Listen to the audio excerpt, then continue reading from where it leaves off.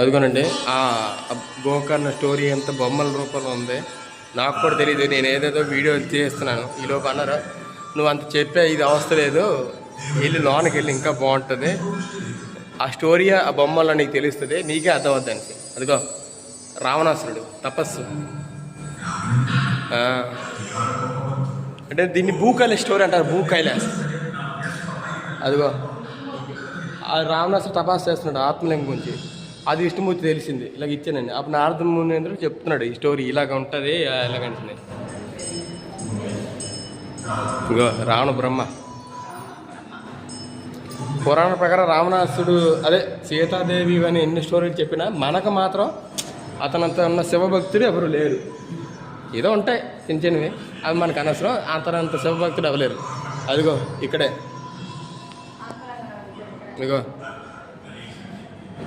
Main మనకు కావాల్సిన point.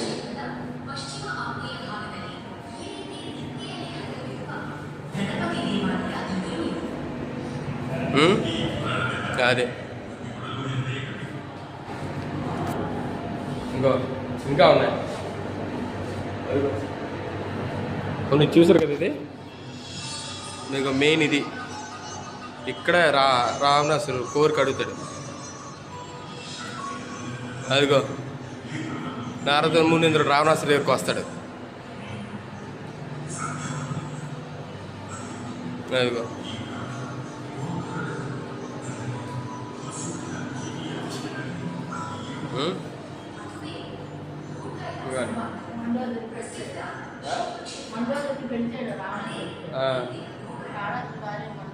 అదే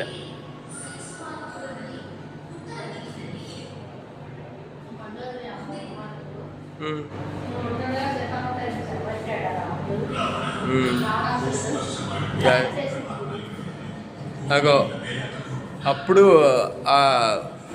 ఆ మహాపరమశివుడు వచ్చేసి వద్దు వద్దు అని చెప్పి ఆత్మ ఆ లింగాన్ని ఇస్తాడు.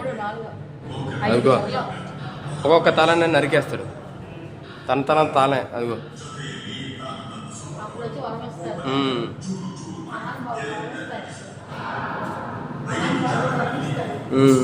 అండి. అప్పుడు నారద మునీంద్రుడు విఘ్నేశ్వరుడు చెప్తారు ఇది లెక్క అని. అది అప్పుడు చిన్న పిల్లల్లాగా వెళ్తాడు, అంటే గొల్లకాపురం ఏదో అనుకుంటా. అది అప్పుడు చెప్తాడు ఇది నేను సంధ్యావాణిలో స్నానం చేసేసి వెళ్తాను, సో నువ్వు దానివల్ల ఏంటంటే నువ్వు కింద పెట్టక అని చెప్తాడు.